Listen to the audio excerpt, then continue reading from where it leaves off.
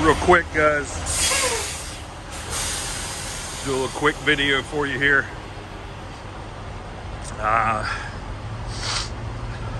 No video yesterday because yesterday was a bad day. Lady in the DOT office, we'll get into that later, but it got real heated and she knows exactly who I am now. So anyway, we were scheduled to load tomorrow, which is Friday, in Clewiston to pick up a Liebherr 855 crane and take to Milwaukee, Wisconsin. So we booked this before Thanksgiving, and they were paying us to deadhead to pick it up. So we grabbed this load to put on top of that money. A little extra money there, never hurts. So this jewel here we picked up from the Georgia DOT in Glenville, Georgia, and it won't build air. The brakes are caged off. As you can see here, this is a 3030 brake chamber. This is a caging bolt. That means it has no rear brakes at all. So we had to put this coupler, air coupler, in the air tanks. We have to air the air tanks up with an external air compressor, which will then lift the airbags, which are down, and has a little bit of brakes, some front brakes, but you know, none of this stuff works. It does run. Looks like it's leaking some hydraulic oil there. No surprise. Georgia DOT, super nice guys. Had a few laughs with them. And this baby here, you know, we had to chock the wheels to get it to stay on. It didn't want to drive up on here. We had to hit it really hard, low on power. It's going to West Palm. I'm guessing that it's going to get shipped to a third world country. That might be Miami. It's a third world country, and I can say that because I was born and raised in Florida. It's a zoo here. So you can see this hydraulic motor. Yeah, that's a hydraulic motor. That's not a pump. For those of you who live in Rio Linda or think you might know something about turbos and exhaust pipes, but I got you covered, Robert Springer. I got you covered. So anyway, here's the brush wheel. All of this is, you know, we had to chain this up to get this to stay up. It's quite interesting. This door covers this brush. It's just kind of riding on the gooseneck here. So, you know, I don't ever talk about money because I think that's should never be talked about on YouTube, but keep in mind they were paying me to deadhead to pick up the crane, and then these guys paid us an additional $1,100 to drop it basically on the route we were going, 60 miles short of the crane pickup. And running on blanket permits, which is why we got a ticket. But we're going to get into that later. That's going to require a little more detail. But this rig was supposed to be only 8 feet wide. As you can see, this here won't go in. It's leaking hydraulic oil. This tire's off the bead. Brakes are caged on this side. Looks like it's got a automatic transmission in it. You see that, Robert? See that right up there? That's the Robert Springer duct tape job. So when I sent the kid from Georgia DOT up there to put that on, he said, "What do I have to do this for?" I said, "That's the Robert Springer rule." So we got you covered, Robert. It's good to go, man. But yeah, you can see this baby's rusted out. It's, you know, this is all chained up and bolted up.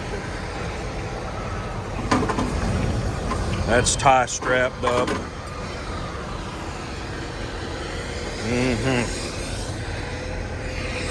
So 2 chains here, 2 chains in the front.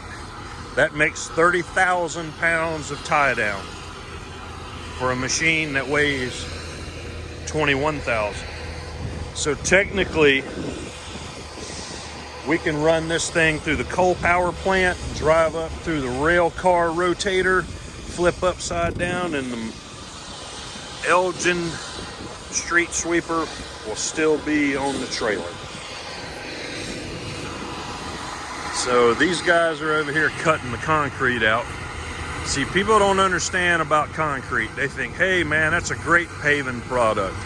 Well, concrete has very low flexural strength and high compressive strength.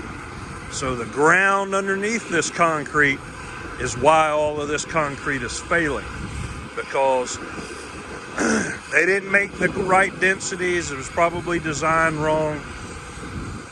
It's probably why. But you know, nobody gives a damn. Just let it rip, right? So here he is again. He must not have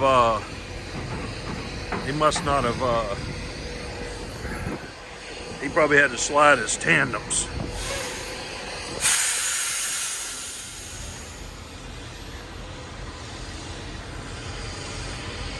I don't know, but that's the same one that just come through there. So anyway, guys, sorry I didn't get a video up yesterday. It was just bad. Look at this lizard. See, there's all kind of lizards on the trailer yesterday, and I don't know where they're coming from. I guess where I parked the truck and trailer is right next to a lake, so that may be why. So we're going to calibrate our scale tonight. We'll do a video on that, and I finally got the code to unlock it. We're missing a flag. Still haven't had time to drill and tap for my flag holders. Just been too busy with work.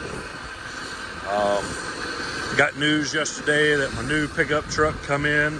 It was promised to me the week after Christmas, so it's gonna have to wait till I get back, and unless I can talk my wife into going and picking it up, maybe I'll insert a picture of it where they unloaded it off the car hauling rig. So yeah, that's all I got, man, for now. That's a loose board. Somebody will tell me I'm gonna get a ticket. Oh my God, all of the pros. I'm telling you, guys, I've been dealing with the DOT personally, owning trucks since 1992. And I used to deal with them on a regular basis back when you had to have a bond, or if you got an overweight ticket, which was every week for us because I was in the ready mix business. You had to have a bond or your truck couldn't go anywhere. Now you don't have to have a bond. They just write you a ticket and it goes against your DOT number. Things have changed. The level of idiocy has increased. And if you're a fan of COVID, you're probably not going to like me, as some of you have mentioned in the comments. But anyway, we're going to step on down here to West Palm, which is just north of Circusville,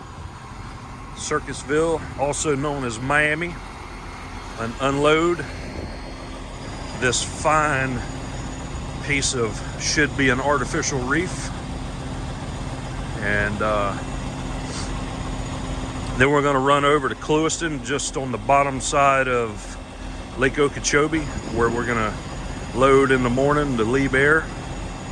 And tonight I'll add to this video calibrating that scale for the lightweight side. And then once we get the crane on there, we'll have to calibrate for the heavy side. And so I'll video this here machine coming off the trailer. It should be awesome to watch. I mean, it's, you know, I don't know what else to say. Man, I tell you, this reminds me, this piece right here, my dad was in the precast business, and when I worked for him as a younger person, in my teenage years, I guess, my late teenage years, we had what we called the yard dog, which is what spotted all the flatbed trailers for the precast. It had a piece of plywood for a hood. It was an old R model Mack. No windows, no doors. Yard dog. That baby right there is yard dog. It's a good thing I didn't send Hippity Hop to pick this up. Y'all don't know who Hippity Hop is. And I don't even know if Hippity Hop's still alive, but that's another story. Let me know in the comments if you want to hear the story about Hippity Hop, also known as Lee Bradley. I'll fill you in, so you just let me know. So I'll be back. Well, guys, here we are. Here's the air compressor. This gentleman speaks zero English.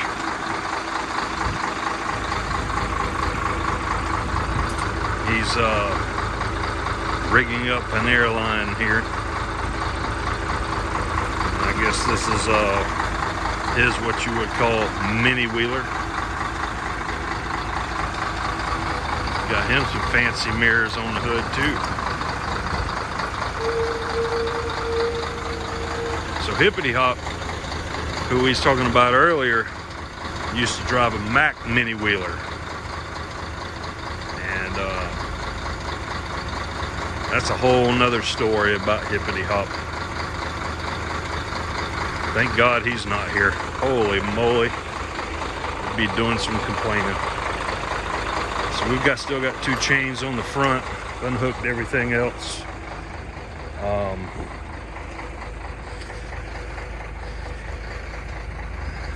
I guess we'll get it off. We've been waiting an hour for this air compressor to show up. So I don't know what's going to happen.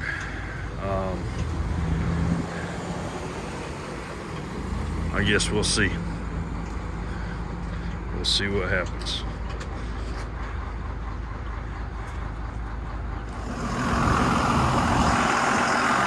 All right, guys. Here goes.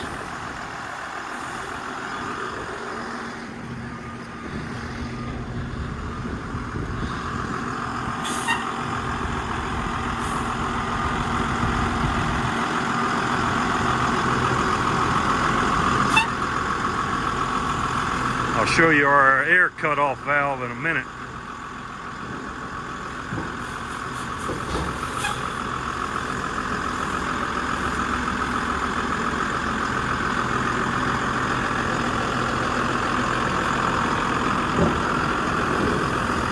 All right.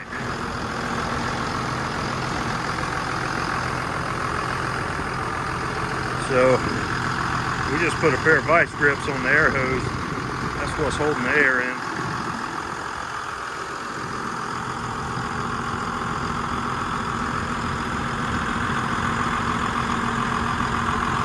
So that's it. Ruben got his sweeper. He's already sweeping. Tire about to roll off the wheel. Lord, I'm telling you, count your prayers and count your blessings, because some people have it real hard. this guy speaks zero English. He had to call somebody on the phone to listen to me to translate to him. I think it's Peterbilt, so might be an old 357, I don't know. All right, so we're gonna fold up and strap down our wood. That way everybody will be happy. So let me get this guy to sign the paperwork and we'll be back.